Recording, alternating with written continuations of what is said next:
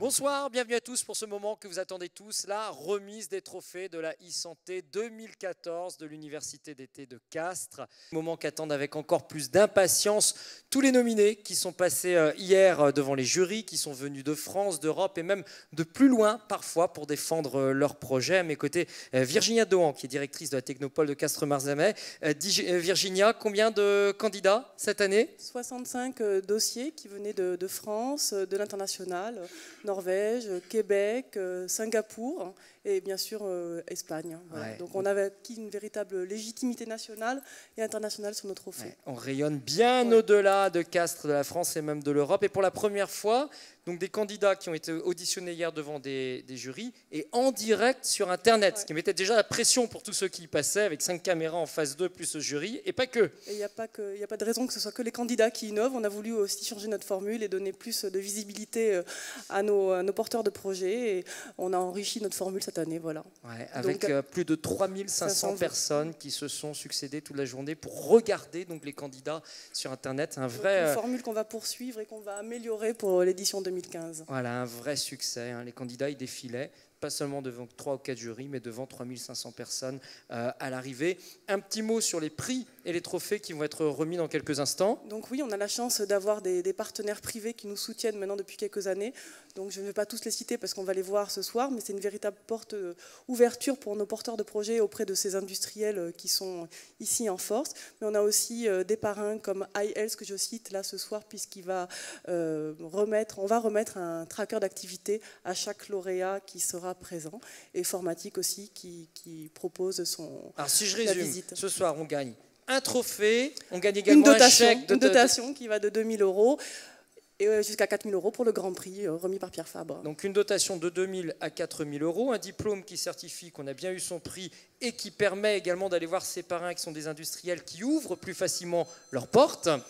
Et on reçoit également, donc remis par iHealth, un bracelet connecté qui permet de traquer tous les signes vitaux du corps. On reste connecté avec notre manifestation, voilà. Ah, ça c'est vraiment génial. Donc des beaux prix à donner ce soir. Une chose qui est importante, c'est aussi de savoir ce que sont devenus les anciens primés, Virginia. Ben pour ça, on va appeler François Prigent, de Saint-Vinti, notre Grand Prix 2013. On va appeler François Prigent, il va nous rejoindre, donc, qui était Grand Prix de l'année dernière, avec cette question.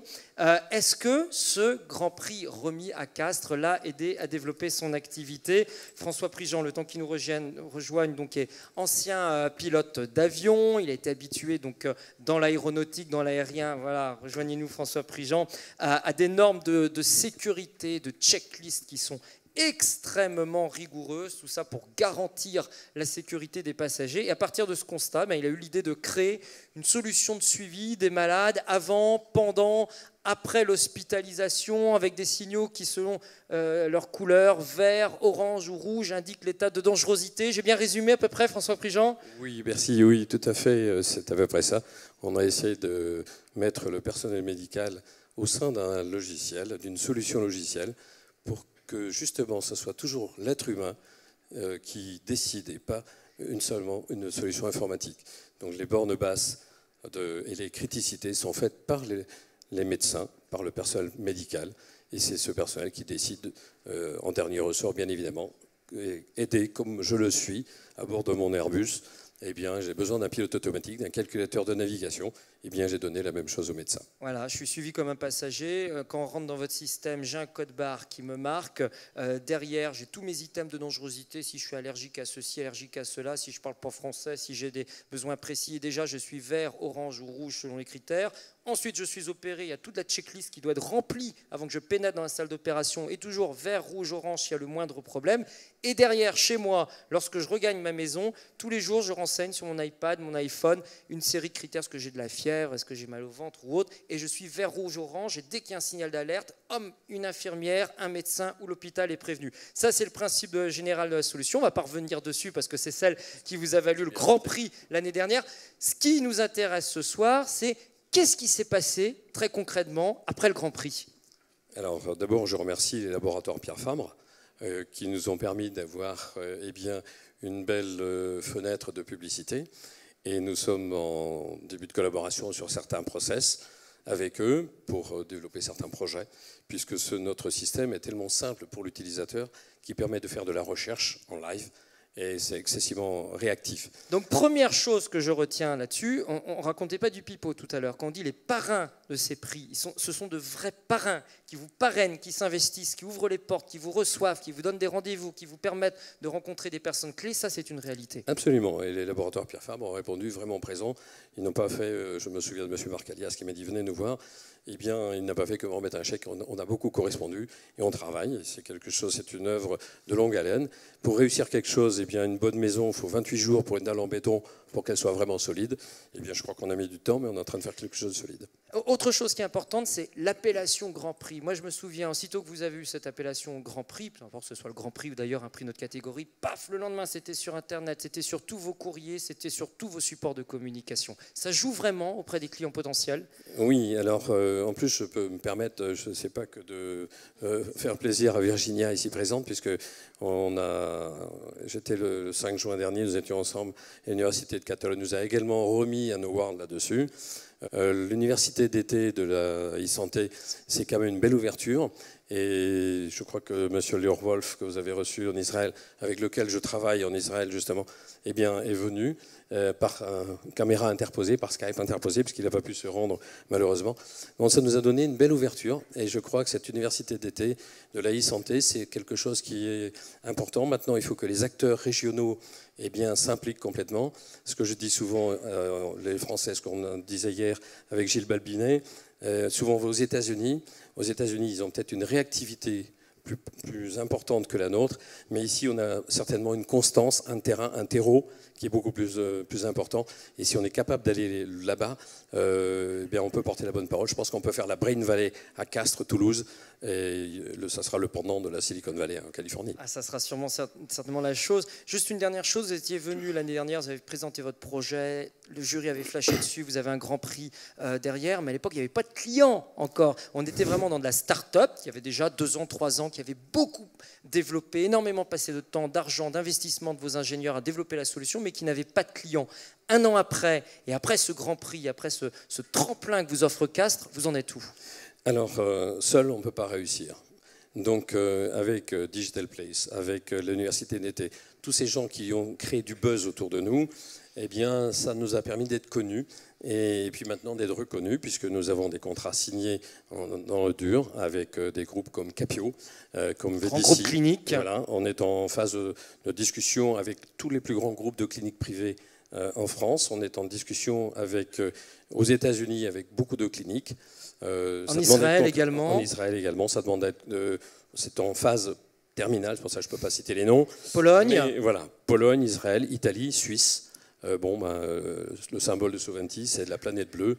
Je crois qu'on a coché la planète. Donc on voit comment une start-up qui n'avait pas de clients il y a 1 an a certainement profité de son savoir-faire, c'est ça la chose principale, mais aussi d'un prix qui donne un bon coup d'accélérateur pour partir sur des marchés internationaux, ça c'est fabuleux. Qu'est-ce que vous avez envie de souhaiter aujourd'hui, François Prigent, à tous ceux qui sont en attente devant nous, tous les candidats qui sont passés hier, qui se demandent qui va être lauréat? Qu'est-ce que vous avez envie de souhaiter aux candidats et aux lauréats qui vont avoir un prix tout à l'heure? Alors, je me souviens d'il y a 1 an où j'étais dans leur position. Eh bien, quand on concourt, en général, c'est pour gagner. Et on ne se présente pas à une course pour perdre. Donc, eh bien, on a tous envie de savoir. Il est évident que cette position, lorsque l'on est mis en avant et reconnu par le milieu, c'est un énorme atout. Et c'est plus cette publicité et cette qualité de travail que vous faites ici qui permettra de mettre en avant le Grand Prix et les autres par rapport même au montant du chèque qui est reçu. Voilà. C'est surtout ça, ce côté intéressant là. Côté gagnant-gagnant. Merci Absolument. de ce témoignage. Merci beaucoup. Objectivement, on souhaite le même succès au lauréat de ce soir qu'à François Prigent. Très très impressionnant son prix et son développement. Merci également Virginia, un petit mot. Juste pour rappeler, pour tous les participants qui sont connectés, qui seront présents demain matin, avec IELTS, on lance un petit défi. Les 30 premiers tweets des participants présents demain se verront remettre un tracker d'activité sur le stand de IELTS.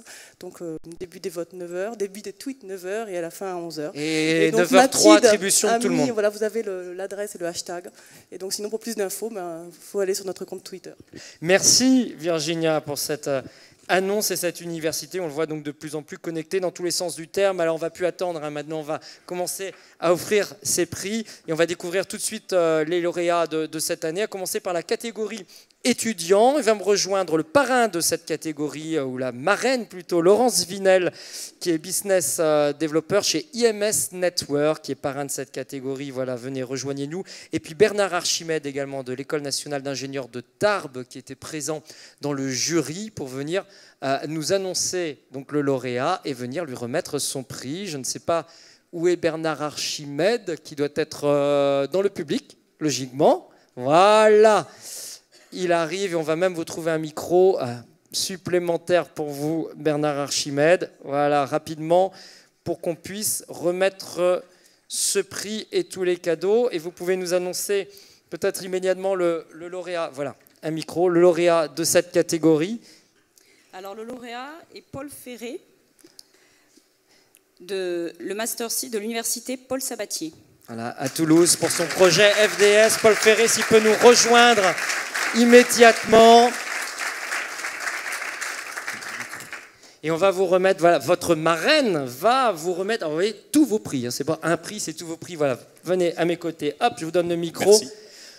On peut peut-être résumer, rappeler ce qu'est ce projet, Paul Ferré.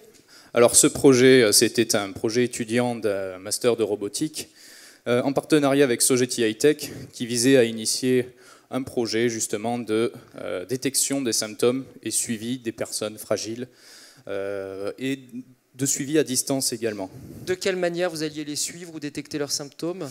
Alors de quelle manière? D'abord, un médecin doit dans un premier temps prescrire les examens à réaliser. La personne se rend sur place ou un assistant médical se rend alors chez la personne pour installer l'environnement de test et ainsi la personne passe ses tests. Une fois que ces tests sont terminés, c'est le médecin qui reçoit directement les résultats et qui peut donc établir son diagnostic. Projet mené en partenariat avec plusieurs organisations. Hein. Alors, dans un premier temps, oui, on avait donc la formation, puis Sogeti High-Tech et enfin quelques acteurs de la gériatrie toulousaine. Bernard Archimède, qu'est-ce qui a plu? Qu'est-ce qu'a aimé le jury dans ce projet? La structuration du projet. La structuration du projet. C'est-à-dire? On a trouvé que c'était le projet qui était bien mené, qui avait été bien étudié par les étudiants, parce qu'il y a beaucoup d'étudiants, il y a tout un ensemble d'étudiants derrière. Donc en fait, on a trouvé que c'était le meilleur projet parmi les trois. Bien mené, bien ficelé. Laurence Vinel, qu'est-ce qui vous inspire ce projet pour vous qui travaillez chez IMS Network et qui allait être la marraine de Paul? Marraine, IMS Network, c'est donc l'opérateur local et national sur la région. On opère des réseaux de télécommunications. Donc normalement, tous vos projets passent à un moment donné parmi les tuyaux. Donc on est ravis de s'associer aux nouvelles générations aujourd'hui qui sont porteurs de nouveaux projets et porteurs des projets d'avenir et des solutions d'avenir. Voilà.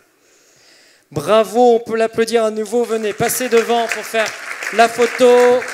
Parrain, marraine, jury, allez-y. Et voilà, pendant ce temps-là, on va récupérer vos prix. Hop, vous prenez, attendez, hop, on va donner le prix, ouais, quand même. Ce sera sympa. Voilà, ça lui fait beaucoup de choses dans les bras. Hein. On est chargé, là. Voilà, traditionnelle photo. Et je précise à tous les lauréats qu'ils reviendront bien évidemment à l'issue de la cérémonie pour refaire des photos et des petites interviews derrière. On peut applaudir Paul Ferré et on va partir sur la deuxième catégorie, également très disputée, celle des réseaux sociaux de patients ou acteurs de santé. Et pour remettre ce prix, j'appelle Thomas Blanchette d'Harmonie Mutuelle, qui est parrain de ce prix. Thomas Blanchette, il est membre du comité exécutif d'Harmonie Mutuelle, il est président de la commission Innovation, Offre et Services. Et Julien Larfouillou d'Harmonie Mutuelle, qui était également dans ce jury et qui va nous dévoiler le nom du vainqueur. Julien. Merci. Alors le jury a retenu le projet My Hospice Friends. Voilà, et on va appeler tout de suite Julien Artu qui défendait ce projet à venir nous rejoindre pour recevoir son prix. Voilà, venez avec nous Julien Artu. Un projet qui a beaucoup marqué, un projet qui commençait par une histoire, une expérience pas tout à fait sympa, en l'occurrence. Par un accident de voiture où effectivement je me suis brisé le bassin, je me suis cassé 5 côtes et j'ai la clavicule, l'humérus, je me suis cassé le nez, j'ai perdu un poumon. Et malgré tout, il en a ressorti une idée plutôt chouette, puisqu'il en a ressorti le premier réseau social des patients hospitalisés. Et on aide donc les patients à se rencontrer au travers donc de leur centre d'intérêt. Parce qu'après cet accident de voiture, voilà, vous avez été hospitalisé évidemment sur une très longue durée, exactement, plusieurs mois d'hôpital. J'ai été hospitalisé pendant temps long. 6 mois, dont 3 mois alité. Et pendant mon alitement, je me suis dit, mais il y a forcément quelqu'un 2 chambres plus loin qui partage les mêmes centres d'intérêt que moi et qui peut venir me voir. C'est quoi vos centres d'intérêt? L'automobile. Pour le coup. Pour quelqu'un qui a eu un accident de voiture. Et alors, du coup, est née cette idée d'application. Qu'est-ce qu'elle permet de faire très concrètement? Comment ça marche? Concrètement, le patient s'inscrit, c'est anonyme, il rentre son adresse email, ensuite il rentre ses passions, le cinéma, le bricolage, le jardinage, etc. Et on le met en relation avec tous les autres patients qui sont fans des mêmes choses que lui, dans le même hôpital que lui. Et s'il ne trouve pas d'autres patients donc, qui sont fans des mêmes patients que lui dans le même hôpital que lui, il peut aller chercher d'autres patients sur le réseau MeHospiFriends. Donc moi je suis hospitalisé pendant une longue journée, je sais pas quoi, j'adore jouer aux échecs, et ben, je peux voir si 5 chambres plus loin, 2 étages plus bas, il n'y a pas un joueur d'échecs qui voudrait venir passer 3 heures avec moi. Et on fait également du gaming, c'est-à-dire que vous avez aussi la possibilité de ne pas vous déplacer. Et aujourd'hui, vous apercevez également qu'il y a des malades qui peuvent venir de temps en temps pour des séjours réguliers, chroniques à l'hôpital, et qui n'hésitent pas à utiliser cette application pour aller rameuter du monde avec eux. Exactement, on a un patient qui est fan d'avion, qui travaille dans le domaine de l'aéronautique d'ailleurs, et qui ramène à chaque fois qu'il vient en chimiothérapie, donc à l'hôpital Foch, tous les kits d'origami donc de chez Dassault Systèmes, et donc il organise des ateliers culture à l'hôpital directement avec les autres patients. Donc c'est plutôt un axe intéressant au niveau de l'hôpital. Ouais, juste une dernière question sur le business model. Qui paye l'application? Est-ce que c'est moi, malade, qui paye l'application, qui l'achète sur un store? Alors non, parce que d'un point de vue éthique, je trouvais qu'en tant qu'ancien patient, on payait déjà très cher nos maladies ou autres. Et on paye en plus la télévision, etc. Et donc c'est en fait l'hôpital qui met à disposition notre application à ses patients. Voilà, puisque l'hôpital l'utilise aussi comme canal de communication pour ses patients.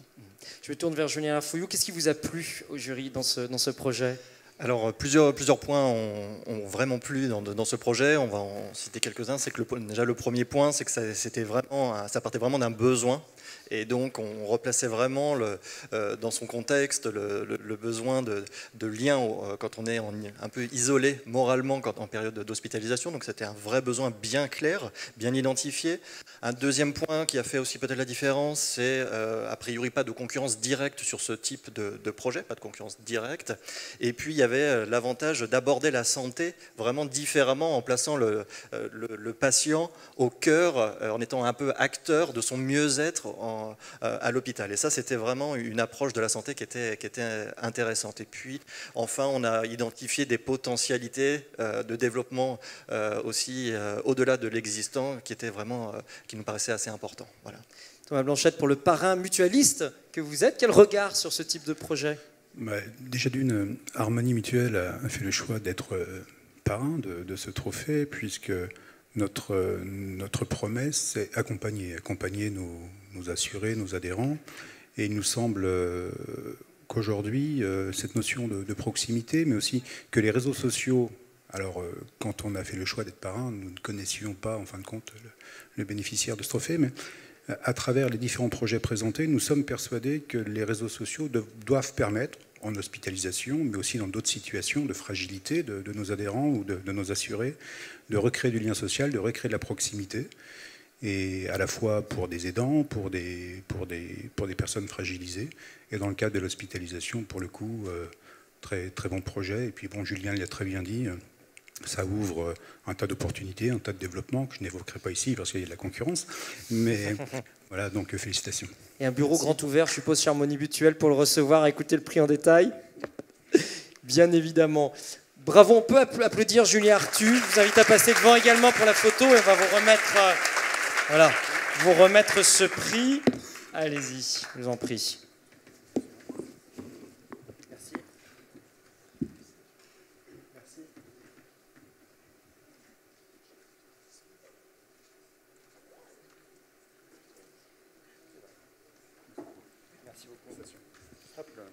Voilà, félicitations une fois de plus. Et merci aux parrains de cette catégorie des réseaux sociaux. On va passer à la catégorie maintenant autonomie et maintien à domicile. Et pour remettre ce prix, le parrain Jean-Louis Freiss, qui est directeur de Sadir Assistance. Et il va monter, accompagné, pas accompagné? Non, pas accompagné, tout seul. Il va faire ça comme un grand, c'est parfait. Jean-Louis, je vous laisse annoncer le nom du vainqueur de cette catégorie autonomie maintien à domicile. Alors, le jury, bien dans le micro, voilà. Le jury a retenu le projet Communico Tool Advance de la société TextDev. Voilà, et on va inviter Éléonore Deséine, qui nous a présenté ce projet hier, à descendre tout de suite pour recevoir ce prix. Voilà, elle arrive. Elle qui nous présentait hier matin justement ce prix Communico Tool Advance. Voilà, félicitations, prenez le micro. On peut réexpliquer peut-être, bonjour, bonsoir, on peut réexpliquer le principe un petit peu de cet outil de communication, justement voilà, pour des personnes, des publics qui ont du mal à communiquer. Donc Communico Tool Advance, en fait, c'est une application sur tablette tactile pour les personnes souffrant de troubles permanents du langage. Donc voilà, pour les aider à retrouver une part d'autonomie grâce à l'expression. Un trouble permanent, ça peut être un trouble physique, mais également un trouble psychologique. Voilà. Vous avez évoqué notamment les publics autistes derrière. Oui, alors en fait, là, c'est pas vraiment pour Communico Tool Advance. En fait, Communico Tool Advance vient renforcer la gamme Communico Tool.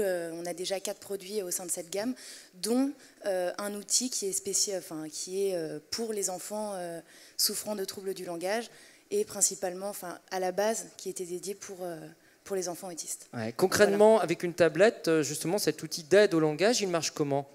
Donc en fait, c'est communication par échange d'images. Donc on clique sur... on clique. On appuie. Voilà, on appuie sur la tablette et on a un pictogramme avec une image accompagnée d'un son afin de pouvoir échanger avec... ça, c'est pour Communico Tool Enfant. Après, pour Communico Tool Advance, ce sera vraiment... une application dotée de l'intelligence artificielle, synthèse vocale, voilà. Et le projet, donc, on va commencer à le développer au mois de septembre. Voilà, pour une commercialisation à partir de mi-2015, voilà. Ouais, très rapide en termes de développement. Jean-Louis Freiss, qu'est-ce qui vous a séduit, vous, dans le jury, sur ce projet?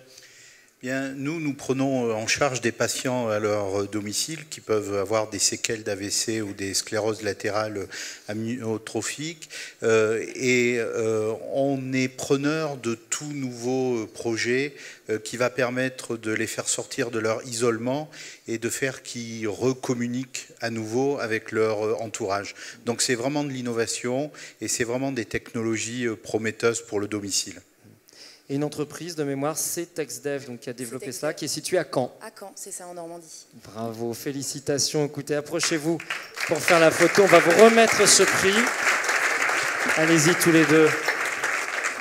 Voilà. Tenez, on va vous charger les bras. Et on vous laisse prendre des photos.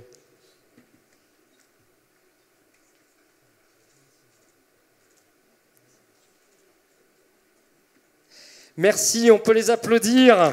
Donc ce prix autonomie et maintien à domicile des trophées de la e-santé 2014 de l'Université d'été de Castres-Mazamet. On continue avec la 4e. Ah oui, n'oubliez pas le bracelet connecté. Hein.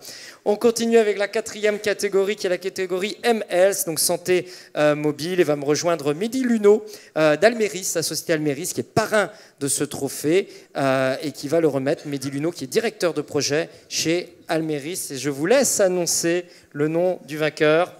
Donc le vainqueur est le projet BME Active de la société Biomove. Voilà, et son lauréat Sébastien Pascal qui va nous rejoindre tout de suite. Voilà, venez ici Sébastien Pascal, on vous donne le micro. Merci pour cette récompense.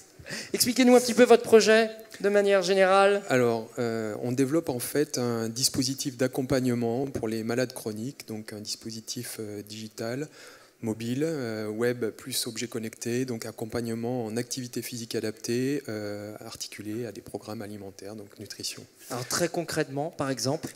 Alors très concrètement, on va être capable de générer des séances d'activité physique adaptée, adaptées à un profil de patient grâce à l'analyse d'une série de données, et d'ajuster en temps réel, grâce à des données captées, le contenu de ce programme d'activité en termes d'intensité, de durée des différents moments en fait, et exercices, mais également organisation des exercices les uns par rapport aux autres pour atteindre des objectifs biologiques et physiologiques précis, très précis. Donc on va avoir des objets connectés comme ça, des trackers de la tête aux pieds sur les mollets, les bras, les avant-bras. Pas tout à fait, mais aujourd'hui c'est vrai qu'on a connecté toute une série de devices, tensiomètres. Alors le tensiomètre n'est pas porté pendant l'activité, mais cardiofréquence-mètre, les capteurs de mouvement également, pour avoir des quantités de mouvement, des vitesses. Et en fonction de ces données analysées, glucomètre également, en fonction de ces données analysées, on fait évoluer le programme. Et donc ça nous permet de faire évoluer aussi un programme alimentaire en conséquence. Le programme, il en est où? Il est en stade de développement? Il est déjà en stade de pré-commercialisation? Alors aujourd'hui, on est en phase de finalisation des prototypes très avancés. On prépare pour l'automne et l'année 2015 des études cliniques pour valider l'efficacité du dispositif dans différents contextes de pathologie, maladies chroniques, donc diabète, obésité, maladies respiratoires. Et donc on espère avoir une commercialisation courant 2015 puisque on a déjà réfléchi à des modèles économiques, on a déjà des pistes pour des distributions, donc on est plutôt bien avancé et confiant sur ce projet. Commercialisation rapide en vue. Voilà. Mehdi Luneau, qu'est-ce qui a séduit le jury? Alors, plusieurs points. Le fait déjà de combiner dans les mêmes solutions la partie suivi d'activité, activité physique et conseil nutritionnel. On a trouvé que c'était évidemment dans l'air du temps et très, très, très intéressant. Le deuxième point, c'est de pouvoir baser les adaptations des séances sur des mesures objectives et non pas juste sur des abacs. C'est un point également qui a intéressé le jury. Et le point le plus important, le plus fondamental, je pense, c'est la caution scientifique. Le fait de travailler avec des professeurs de renom, renommée internationale, experts sur justement l'activité physique et la nutrition dans le cadre du suivi de la prévention des pathologies chroniques. Voilà. Pour un parrain industriel comme vous, hein, Almeris, un projet comme celui-ci, il représente quoi? Un futur client. Un futur client, voilà, directement. Donc Almeris est un acteur de la confiance numérique. On développe des services de confiance, on développe des infrastructures sécurisées. Ouais. On sait traiter de la donnée sensible en grande quantité, en volume. On sait gérer le temps réel et c'est tout ce que l'on offre à des acteurs tiers. Voilà, et c'est aussi une partie de nos besoins, en effet, donc on est fait pour s'entendre. Donc vous allez avoir un parrain qui va vraiment jouer son rôle de parrain auprès du filleul. Je l'espère, oui. Nous, ce sera avec plaisir. Merci. Nous l'espérons aussi. Merci beaucoup. Félicitations à tous les deux. Je vous laisse passer devant pour la photo. Tenez, on va vous remettre le prix en même temps. Allez-y.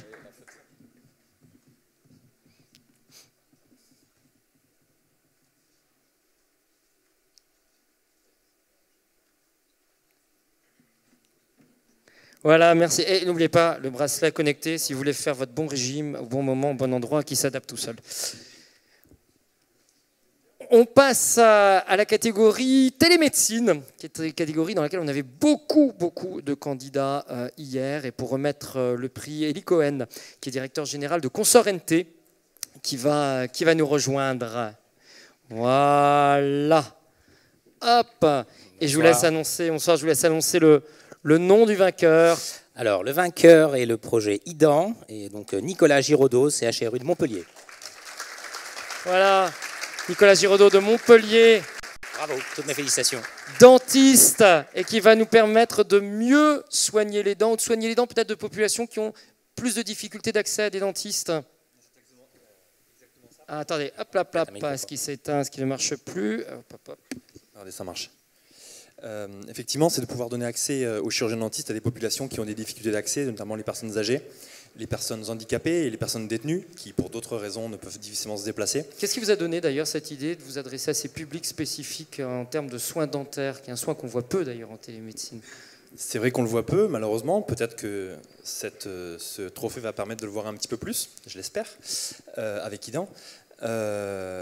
Parce que tout simplement, au sein de la faculté d'odontologie de Montpellier et du CHU de Montpellier, nous avons été très souvent sollicités par nombreuses maisons de retraite, nombreuses masses, pour venir s'occuper des personnes fragiles et de pouvoir les soigner. Et donc nous avions toujours des difficultés à pouvoir répondre à leurs attentes. Et donc par cette solution, par cet outil télémédecine que nous avons pu étudier avec différents laboratoires avec qui nous travaillons sur le droit ou l'économie, la gestion de la santé, nous avons vu la possibilité. Et donc c'est vrai que c'est un outil qui pourrait nous permettre de répondre à un grand besoin. Alors justement, on va parler de cet outil parce qu'objectivement, aujourd'hui, on a vu beaucoup de choses, de la télééchographie, de la téléradiologie, de la télésurveillance, mais alors de la télé sur les dents, c'est quand même plus surprenant cette histoire-là. C'est vrai que souvent, c'est peut-être pour ça qu'on voit peu de projets, parce qu'on a du mal à envisager comment on peut aller voir dans la bouche. Déjà qu'un dentiste a du mal à parfois le voir quand il est dans un cabinet. Eh bien, on utilise une caméra un peu particulière, qui est une caméra intrabuccale, comme il en existe beaucoup, mais celle-ci utilise la lumière fluorescente, et avec cette lumière, on a la capacité de voir, grâce à l'image qu'elle rend, les lésions carieuses, donc les caries, et les inflammations gingivales, qui sont les principales causes de consultation, de douleurs et de pathologies bucco-dentaires. Ça ressemble, j'ai envie de dire, à un gros thermomètre. Je vais faire la comparaison. Ouais, un gros crayon qu'on peut mettre dans la bouche. Une personne peut placer ça dans un EHPAD, dans la bouche d'une personne âgée. Et vous, à distance, grâce à cette super caméra, vous pouvez voir s'il y a des caries ou des choses à soigner. C'est ça, et c'est surtout ce qui nous permet de faire un diagnostic de qualité, puisque si nous n'avons pas la fluorescence, on pourrait voir aussi effectivement lorsqu'il y a une énorme carie, il y a un gros trou, donc sans fluorescence on pourrait le voir, mais l'avantage c'est qu'avec cette lumière fluorescente, et c'est pour la raison pour laquelle elle a été développée en odontologie, c'est de pouvoir aider le praticien à faire un diagnostic de lésions débutantes et encore très peu importantes. Donc qui peut le plus, peut le moins, donc si on peut voir des petites lésions carieuses, on peut pas en voir des grosses, et donc c'est vrai qu'on peut faire des diagnostics de qualité, et en ce moment nous sommes d'ailleurs dans une étude clinique qui compare une téléconsultation et une consultation. Nous le faisons sur le site de Montpellier, mais aussi à Kitakyushu au Japon, parce que nous avons des partenariats avec les Japonais. Et le problème, c'est qu'on voit mieux les caries avec la fluorescence à distance qu'en présentiel. D'accord, ça veut dire qu'à distance, vous voyez mieux que le médecin là, qui vous ouvre la bouche et qui regarde dedans s'il y a des caries ou pas. C'est ça, grâce à la fluorescence. Et le soin des caries à distance, c'est pour quand ? On aimerait, surtout qu'il y a plein de gens qui, quand on leur propose de faire une consultation à distance, sur le plan anxiogène, ça les arrangerait bien de ne pas venir chez le dentiste. On se rend compte que les patients l'acceptent bien mieux, puisqu'on travaille aussi sur l'acceptabilité de ce projet-là, avec un laboratoire de recherche aussi, toujours, le MRM, pour ne pas le citer. Nous pouvons savoir que les patients sont plus favorables à ouvrir la bouche face à une caméra que face à un dentiste. Même s'il dit qu'il ne fait que regarder, vous savez, on utilise toujours une petite sonde qui vient gratter la dent et ça en effraie beaucoup, même si c'est pas très gros. Et donc c'est vrai qu'avec cette caméra et à distance, on peut faire des diagnostics de qualité. Et puis la caméra, on la mord pas. Elie Cohen, qu'est-ce qui a plu au jury et qu'est-ce qui vous, chez Consorente, vous séduit dans ce projet ? Alors, pour répondre à votre première question, pour la partie jury, je crois que ce qui a plu, c'est une combinaison de 3 éléments importants. Donc le premier élément, l'aspect technologique. Vous citiez la caméra et effectivement aussi son format qui est fort utilisable et donc cette technologie a séduit le jury. Le deuxième élément, c'est l'élément économique aussi. Le coût est très raisonnable du dispositif, au même titre qu'il y a un vrai besoin marché. Donc cette approche-là est intéressante et puis c'est une solution unique aujourd'hui. Donc vous n'avez personne en face de vous, donc un bel avenir. Et enfin l'implication forte médico-sociale, puisqu'on sert des patients qui normalement ne peuvent pas venir, qui sont dépendantes, en situation de maintien à domicile ou en EHPAD, et pour lesquels les soins dentaires passent au second plan en permanence. Et là on a une vraie prise de conscience à cet aspect-là, et puis aussi l'implication des infirmières sur des sujets qu'elles n'ont pas l'habitude de traiter et qui vont aller regarder un élément qu'elles ne regardent pas habituellement lorsqu'elles se rendent chez un patient. Et enfin, l'idée d'impliquer aussi des étudiants de 6e année d'odontologie qui vont traiter de façon asynchrone l'ensemble de ces éléments, prédiagnostiquer et éventuellement faire déplacer chez un dentiste. Voilà. Donc c'est ces 3 éléments combinés qui ont séduit le jury. Ouais. Là, vous êtes en étude clinique, vous l'avez bien précisé, de ce produit. Sa vraie fabrication en chaîne et sa commercialisation, c'est prévu pour quand ? Eh bien, je pense qu'avec ce prix, déjà, on va pouvoir effectivement travailler sur la valorisation. L'université et le CHU travaillent aussi en ce moment sur la valorisation de cet outil, puisqu'ils sont bien conscients des besoins. Je ne vous cache pas être énormément sollicité par différentes régions, différents pays, différents regroupements d'établissements qui nous sollicitent pour pouvoir mettre en place ce système dans leur pays. Je pars bientôt aux Baléares, donc c'est plutôt sympa comme destination. On n'est pas encore implanté aux Baléares, mais si un vrai marché, mais avec on vous l'Eurorégion, puisque nous travaillons aussi avec l'Eurorégion, qui est un partenaire des journées. Nous aimerions vraiment développer tout ça sur les 4 régions qui composent l'Eurorégion. Et effectivement, nous avons besoin d'une organisation et d'un modèle économique dont ce n'est pas notre métier, et donc nous avons besoin de conseils dans ce sens-là. On a besoin de partenaires, ça tombe bien, vous avez Consort NT qui est un grand groupe informatique. Qu'est-ce qu'un parrain comme vous peut apporter à son filleul, Élie Cohen? Alors, Consort NT, qui est une entreprise de services numériques et qui a deux grands métiers, un métier d'intégration de solutions et un métier d'infogérance et d'externalisation, et qui a fait un focus particulier sur la télémédecine, avec des spécialités dans le domaine de la télégériatrie, téléneurologie et AVC. Il y a eu d'ailleurs une table ronde cet après-midi là-dessus. Et vous pourrez être un partenaire pour venir renforcer notre consortium avec Covalia et Etiam, et on pourrait adresser aussi ces aspects téléidents demain, pourquoi pas. Écoutez, avec grand plaisir en tout cas. Merci beaucoup de l'invitation, nous pourrons en discuter. Une belle aventure entrepreneuriale qui commence. Venez, prenez votre prix, allez-y, et puis qu'on fasse quand même cette photo. Voilà, ce beau projet IDEN. On n'aura plus à mordre les doigts du dentiste, on n'aura qu'à mordre la caméra derrière. Ça va être formidable.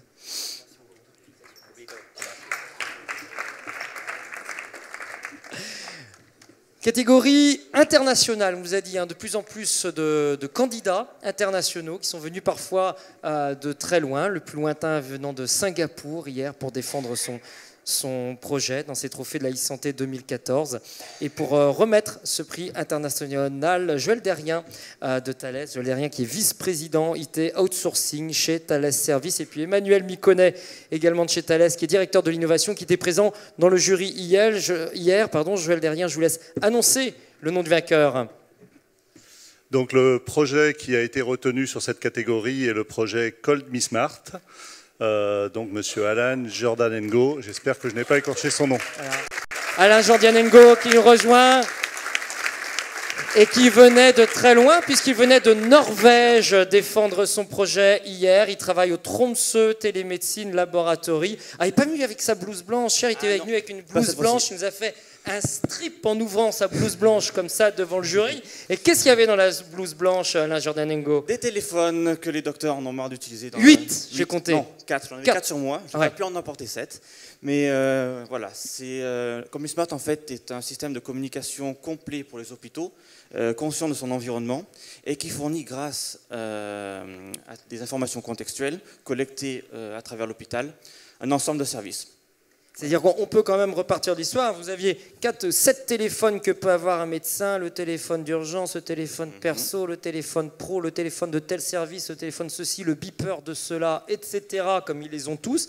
Et on dit c'est plus gérable, on a de l'info qui sonne, qui arrive de partout. Et vous, l'idée, c'était de faire un seul endroit où on puisse recevoir cette information et où elle soit, pourquoi pas, triée d'ailleurs auparavant.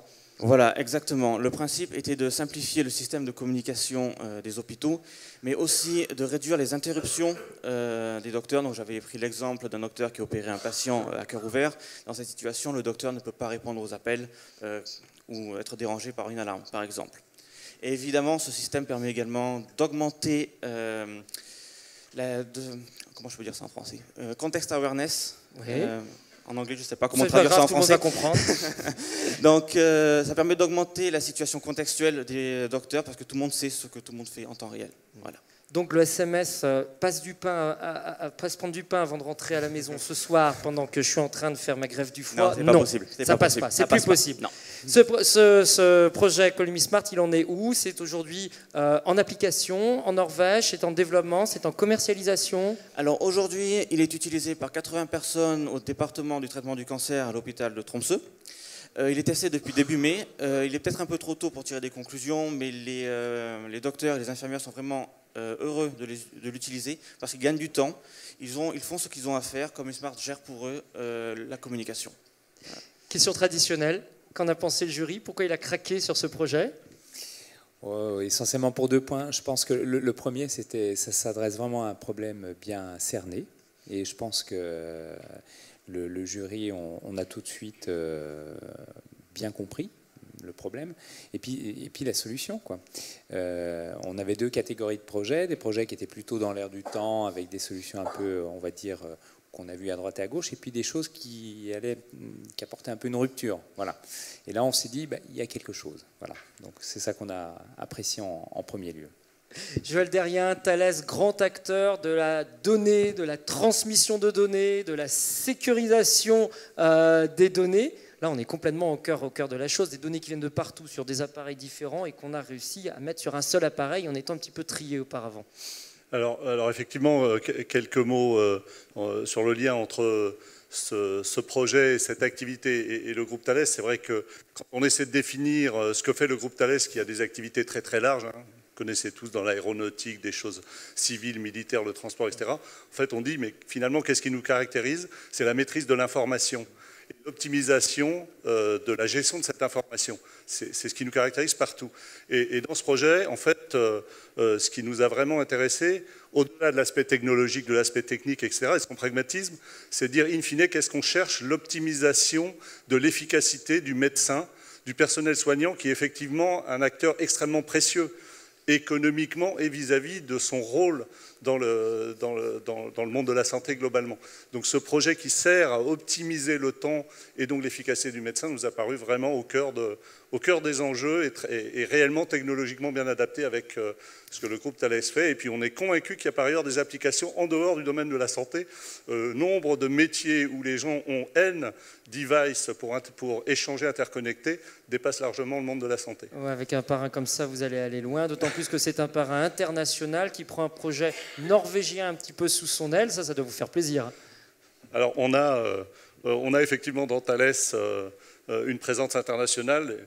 Juste pour illustrer, un de mes collègues très proches, qui est un de mes collatéraux, est norvégien. Donc je vais parler à Glenn du prix décerné par Thales à ses universités e-santé.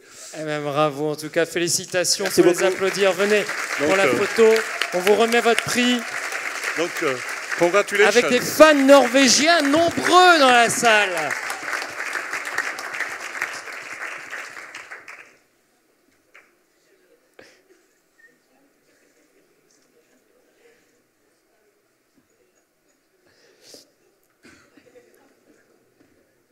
Prix qui va repartir donc à Tromsø en Norvège. C'est où Tromsø? C'est au nord, au sud?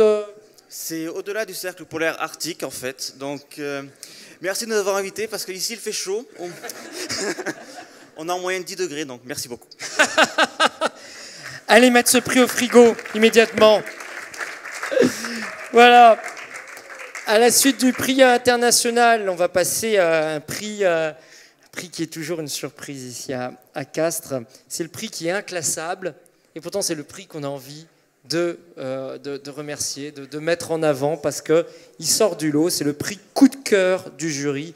Et pour remettre ce prix, il va me rejoindre Julien Martel, qui est directeur Europe Moyen-Orient chez Aller dans ses connexions, dans ses divisions santé et télésanté. Julien, je vous laisse annoncer le vainqueur.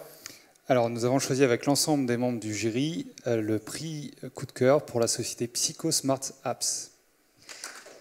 Société catalane de Barcelone, et Daniel Reuch, qui a présenté ce prix hier, va venir nous rejoindre immédiatement sur ce podium.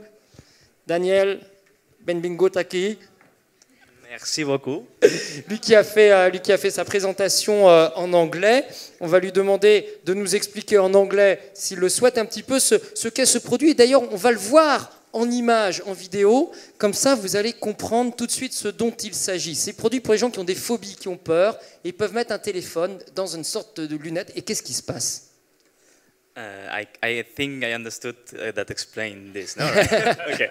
So the application is for treating anxiety-related disorders such as phobia, and it works with a mobile phone and performs virtual reality environments that expose the patient to the situations they are afraid of. In this case, needles. Nobody likes needles. And the good thing is that more of that, this tool allows to make telemedicine because all this simulation can be controlled for the therapist via a website. Où en est aujourd'hui ce projet? Est-il commercialisé? Est-il vendu? Est-il? What means? Can we buy it today? Okay. Yes, we have two different products.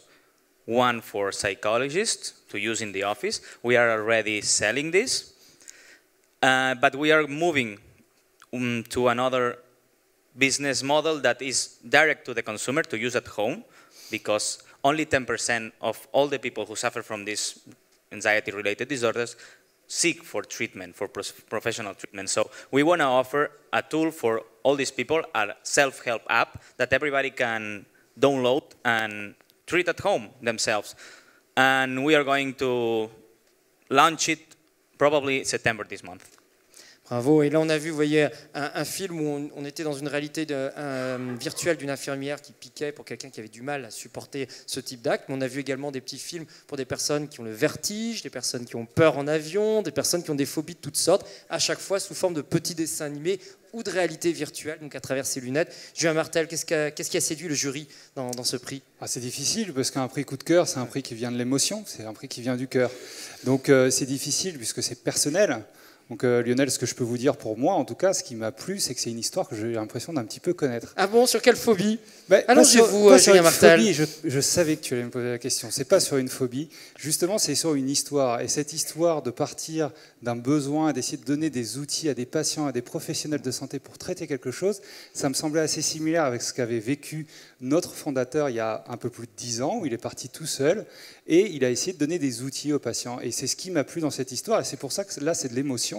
Et c'est ce que je trouve formidable, et je vous souhaite de partir comme notre fondateur d'une personne à 17 000 personnes aujourd'hui. Alors, Aller, aujourd'hui, est un grand groupe industriel, international, qui fabrique, entre autres, parmi ses multiples activités, parfois des petits objets connectés, des objets d'analyse. On a vu hier des objets d'analyse, par exemple, du sang, pour avoir certaines données dans le sang. Aujourd'hui, là, on est aussi sur de l'objet. Il y a des lunettes, il y a de l'iPhone, il y a de la réalité augmentée. Qu'est-ce qu'un parrain comme Aller peut apporter à Daniel Reutsch?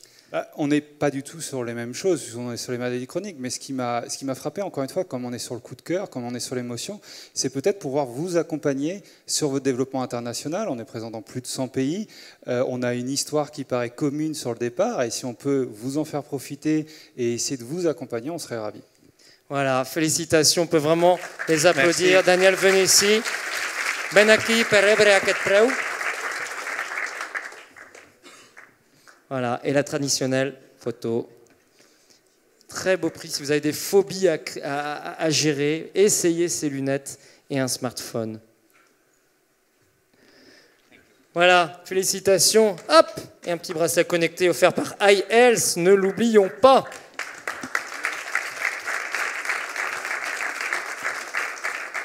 Et puis après le prix coup de cœur du jury, le dernier prix de cette soirée, c'est pas n'importe quel prix, on l'a dit, c'est le grand prix des trophées de l'e-santé 2014, grand prix parce qu'il donne, vous avez vu, comme les autres, un tremplin important, grand prix parce qu'il est doublement doté par rapport aux autres. Et pour remettre ce grand prix, va me rejoindre Olivier Lamarque, qui est directeur des relations institutionnelles au laboratoire Pierre Fabre, qui est le parrain de ce grand prix. S'il peut me rejoindre, merci beaucoup. Olivier Lamarque, je vous laisse annoncer le nom du vainqueur. Donc, le vainqueur est Milinav. Milinav, et va nous rejoindre Jean-Pierre Maillère, qui a proposé cette solution de prothèse pour des personnes qui se sont faites amputer d'une partie de la jambe, celle qui est sous le genou, si j'ai bien compris. Et Jean-Louis Freys, qui était présent dans ce jury, nous rejoint également pour le décrire. Hop, tenez. Prenez un micro. Pareil, la meilleure chose pour comprendre ce prix, c'est de le voir en image. On va voir tout de suite un petit film. On va comprendre en 2 secondes comment ça marche. Pour des personnes qui ont donc été amputées. Alors, expliquez-nous un petit peu ce qu'est cette prothèse. Alors la question se posait de pouvoir contrôler un moteur électrique à distance, sans relation, sans fil, sans aucune connexion. Et la solution que nous avons imaginée, c'était de communiquer avec quelque chose que nous connaissons bien, c'est-à-dire notre propre sens de l'équilibre. Tout simplement, en dotant la prothèse elle-même d'un sens de l'équilibre, on allait pouvoir communiquer avec elle à partir de notre propre sens de l'équilibre. Et donc, c'est ce que vous voyez sur l'image. En fait, la personne amputée marche, mais en fait, elle ne fait que rechercher des situations d'équilibre. Et la prothèse, qui est un robot doté d'une certaine intelligence, eh bien, va l'aider et elle va se positionner naturellement dans le séquencement de la marche. Alors ça marche aussi pour se lever d'une chaise ou faire d'autres types de mouvements. Voilà, c'est une idée assez simple en définitive, qui n'avait jamais été exploitée jusque-là et qui, je l'espère, trouvera d'autres applications que celle-ci, pourquoi pas, et qui permettra de de traiter des patients qui actuellement sont en fauteuil roulant ou d'autres pathologies, je ne sais pas. Rejoignez-nous par ici, Jean-Pierre Maillard. Des prothèses, ceci dit, pour des personnes qui sont amputées d'une partie de la jambe ou de la totalité de la jambe, il en existe déjà, ce n'est pas une grande nouveauté sur le marché. Qu'est-ce qu'elle a de spécifique, d'innovant, cette prothèse? Le problème des prothèses qui existent aujourd'hui, c'est que elles sont adaptées pour des gens qui ont une certaine tonicité physique, c'est-à-dire des gens qui sont en général amputés jeunes à la suite d'accidents de voiture ou de moto. En revanche, pour des personnes plus âgées, qui ont dépassé la cinquantaine ou la soixantaine, qui sont amputées à la suite d'accidents vasculaires essentiellement, eh bien, elles sont beaucoup moins adaptées. Ce sont d'excellentes prothèses, ces prothèses, mais elles sont beaucoup moins adaptées. Pourquoi? Parce que ce sont des prothèses de type hydraulique, c'est-à-dire passive. Elles n'ont pas de moteur, en fait, alors que celle-ci possède un moteur, et donc elle peut produire l'effort que la personne amputée ne peut plus produire. Voilà, c'est la principale différence entre cette technologie et les technologies existantes actuellement, qui, je le répète, sont d'excellentes prothèses et rendent bien sûr satisfaction aux utilisateurs qui les possèdent. Et si je mets le moteur à fond, je peux courir comme l'homme qui valait 3 milliards? Alors pour l'instant, non, parce que c'est pas le but, mais ça viendra peut-être. Jean-Louis Fraisse, qu'est-ce qui a séduit le jury dans cette prothèse? Alors, le jury a été séduit parce que c'est une véritable avancée dans le monde de la prothèse. Ce qui nous a aussi beaucoup séduit, c'est le service qui va être rendu aux patients. On a vu que cette prothèse permettait aux personnes amputées de monter plus facilement des escaliers, de s'asseoir et de se relever, mais aussi, et ça vous ne l'avez pas dit ce soir, qu'elle était connectable avec d'autres prothèses et qu'on imaginait des patients ayant besoin malheureusement de prothèses qui pourraient retrouver une vie pseudo-normale. Donc on a considéré que c'était une avancée majeure dans ce monde-là pour rendre service aux patients. Olivier Lamarque, pour vous, qui êtes directeur des relations institutionnelles chez Pierre Fabre, quel regard sur ce grand prix de cette année? Moi, je félicite d'abord le lauréat. Je félicite également le jury d'avoir retenu cette entreprise parce que c'est un projet très ambitieux, très beau, qui rend des services importants à des gens durement touchés par les accidents de la vie.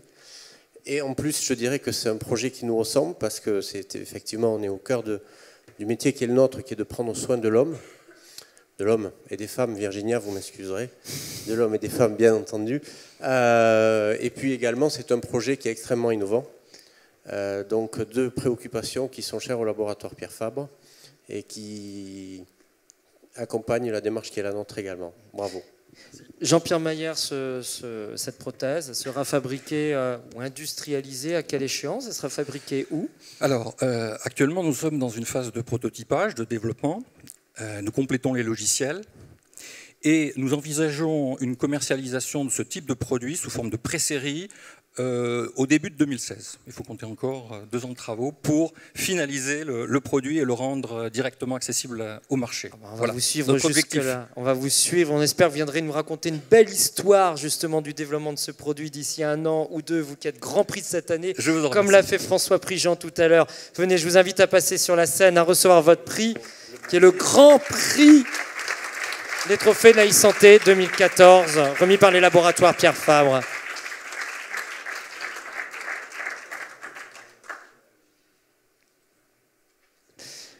Voilà, et on espère vraiment vous retrouver d'ici 2 ans avec une belle histoire entrepreneuriale à nous raconter. Alors il restait un dernier grand prix dans notre histoire, qui était le prix des internautes. Vous savez, pour la première fois, on a diffusé en direct la totalité des auditions. Vous avez été très nombreux à les suivre, plus de 3500 visiteurs qui sont venus écouter très longuement, on le voit sur nos statistiques, l'ensemble des candidats qui sont venus présenter leur prix. Et donc, vous étiez invités, enfin tous les internautes étaient invités à voter pour leur prix. Et alors, pour la petite histoire, sachez qu'on a eu une table ronde cet après-midi dans cette université de la e-santé qui nous était proposée par des personnes du groupe Thales et qui insistait très fortement sur la nécessité de protéger ces données de santé, ces données de sécurité. On disait oui, mais tout de même, est-ce que c'est pas un petit peu parano d'aller chercher la sécurité à tout prix? Eh bien, voici le gag de l'arroseur arrosé.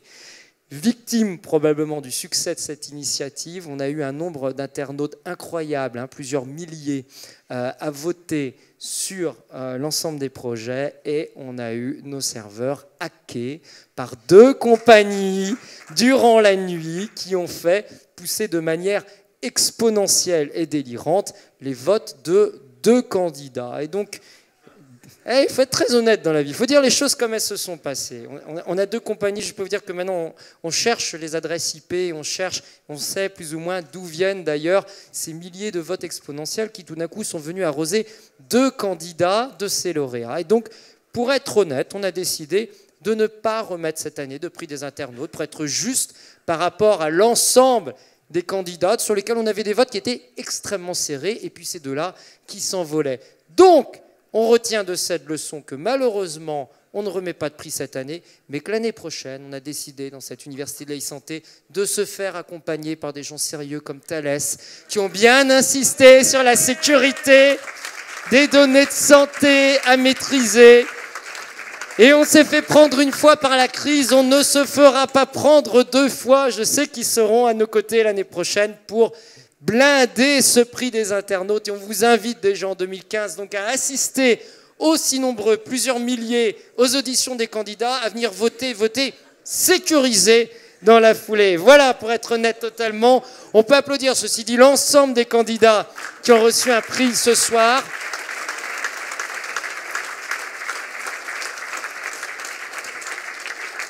On n'oublie pas non plus l'ensemble des jurés qui ont passé du temps à décortiquer tous les dossiers reçus par papier tout d'abord, puis à écouter les grands oraux hier, une journée d'écoute, à donner leur temps pour le faire. On peut remercier aussi toute l'équipe d'organisation de cette université de la e-santé qui reçoit les dossiers, qui organise ce concours, qui fait tous les aspects logistiques qu'on ne voit pas et sans lesquels, franchement, on peut les applaudir. Ces trophées seraient inimaginables.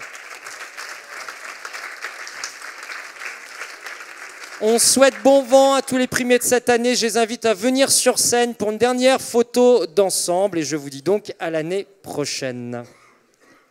Voilà, venez, rejoignez-nous tous les primés et les parrains sur scène pour une photo. Voilà, avant de descendre, laissez-les descendre s'il vous plaît, qu'ils accèdent librement à la scène et qu'on fasse une grande photo de famille des primés et des prix ce soir. Voilà, allez sur le devant de la scène. Allez, venez devant.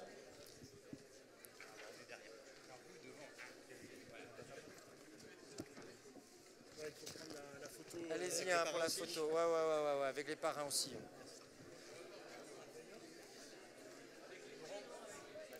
Voilà, les primés, les parrains sur scène, s'il vous plaît, pour prendre des photos avec les prix.